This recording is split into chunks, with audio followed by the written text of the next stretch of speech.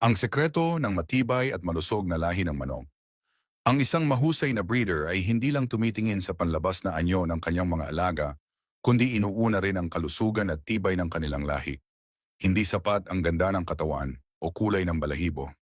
Ang tunay na kalidad ng isang manok ay nakikita sa kanyang resistensya, sigla, at kakayahang mabuhay sa iba't ibang kondisyon. Ang tamang pagpili ng inahin at tandang ang pundasyon ng isang malusog na linya.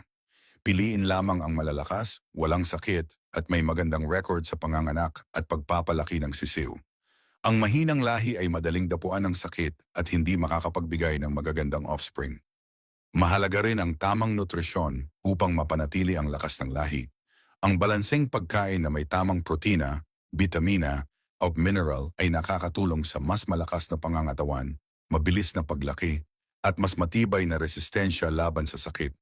Ang isang manok na kulang sa sustansya ay madaling magkasakit at hindi makakapagparami ng maayos. Bukod sa pagkain, dapat ding isaalang-alang ang tamang breeding cycle. Huwag pilitin ang mga inahin na mangitlog ng sobra-sobra o iparis ang mga manok ng walang sapat na pahinga.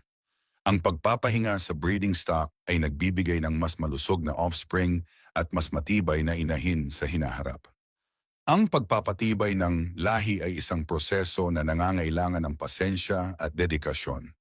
Sa pamamagitan ng tamang pagpili ng mga magulang, balansing nutrisyon, at wastong breeding cycle, makakabuo tayo ng isang linya ng manok na hindi lang maganda sa panlabas, kundi malakas at pangmatagalan din ang kalidad.